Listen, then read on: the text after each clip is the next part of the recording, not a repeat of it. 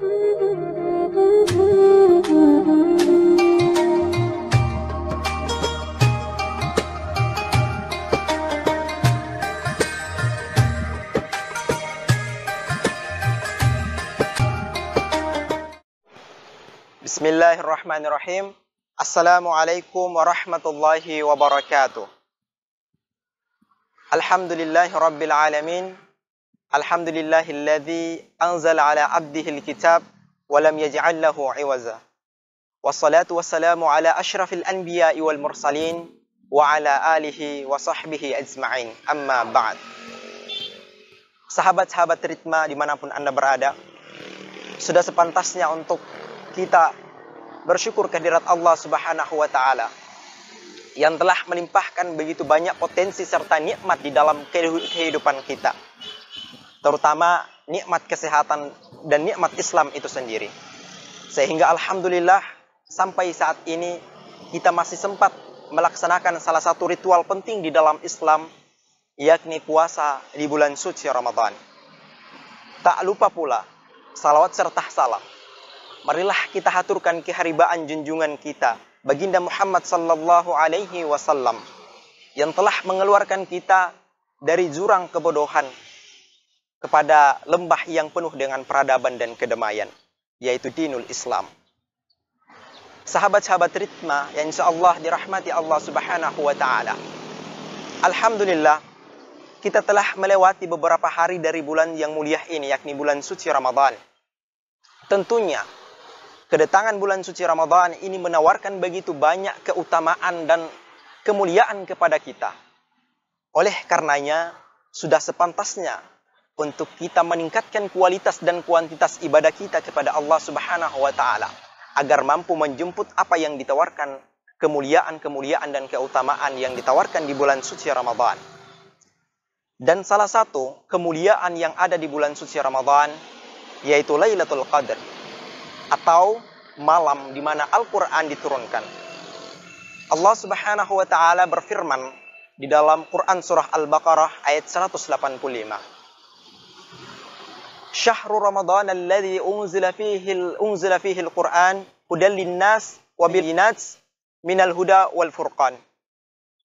Yang artinya, sesungguhnya di bulan suci Ramadan itu Al-Quran diturunkan sebagai petunjuk bagi manusia, sebagai penjelas daripada petunjuk itu, dan sebagai pembeda antara hal yang hak dan hal yang batil. Sahabat Ritma yang insyaallah dirahmati Allah Subhanahu wa Ta'ala, Prof. Quraisy Shihab di dalam bukunya Membumikan Al-Quran memberikan interpretasi terkait makna qadar dalam konteks Lailatul Qadar itu sendiri. Beliau mengatakan bahwa Al-Qadar memiliki 3 makna, yakni yang pertama Al-Qadar bermakna pengaturan ataupun penetapan, kemudian yang kedua bermakna kemuliaan, dan yang ketiga bermakna sempit. Hadirin sahabat Ritma insyaallah dirahmati Allah Subhanahu wa Ta'ala, Al-Qadar berarti penetapan ataupun pengaturan. Dalam hal ini kita pahami bahwa di dalam Lailatul Qadar atau malam Lailatul Qadar itu sendiri merupakan momentum di mana Allah Subhanahu wa Ta'ala menetapkan atau mengatur perjalanan kehidupan manusia, di mana hal ini juga sejalan dengan Quran surah Ad-Dukhan ayat 3-4. Bismillahirrahmanirrahim. Inna anzalnahu fi lailatin mubarakatin inna kunna munzirin.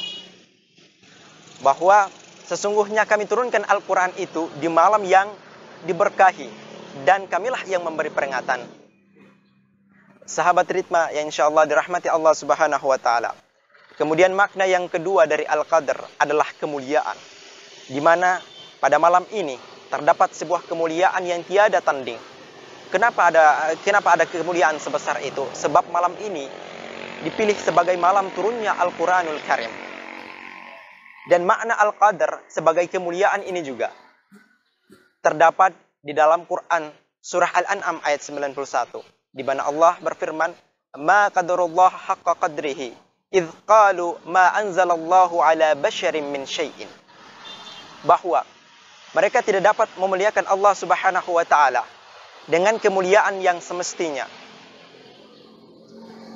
ketika mereka mengatakan bahwa Allah tidak memberikan kepada manusia sesuatu apapun. Sahabat-sahabat ritma yang insyaallah dirahmati Allah Subhanahu wa taala. Kemudian makna al-qadar yang ketiga adalah sempit. Kenapa bermakna sempit? Sebab pada malam itu turun begitu banyak malaikat, termasuk malaikat Jibril. Sebagaimana tertuang dalam Quran surah Al-Qadr, tanazzalul malaikatu warruhu fiha biizni rabbihim min kulli amr. Bahwasanya pada malam itu turun para malaikat dan juga Jibril untuk mengatur segala urusan.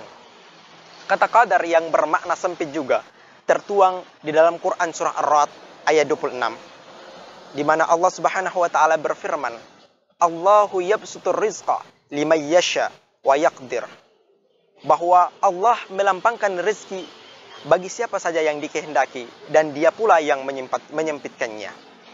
Sahabat-sahabat ritma yang insyaallah dirahmati Allah Subhanahu wa taala. Kemudian, kapan waktu Lailatul Qadar itu?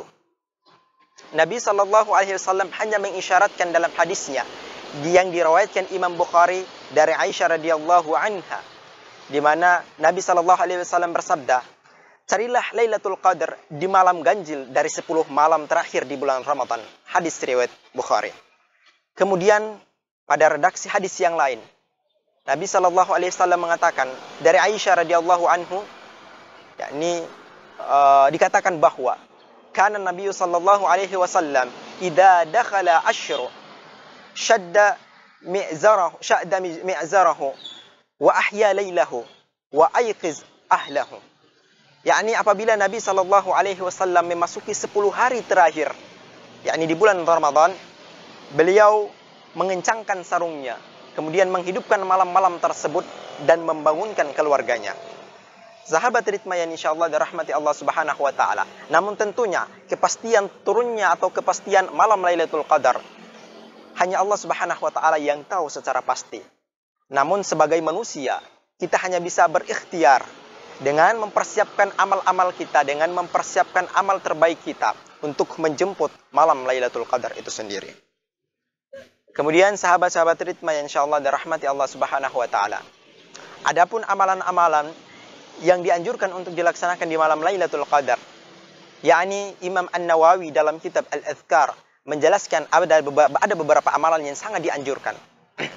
Yakni dari Aisyah radhiyallahu anha qalat, suatu ketika Aisyah radhiyallahu anha berkata kepada Nabi, qultu ya Rasulullah, in alimtu Lailatul Qadri ma aqulu fiha.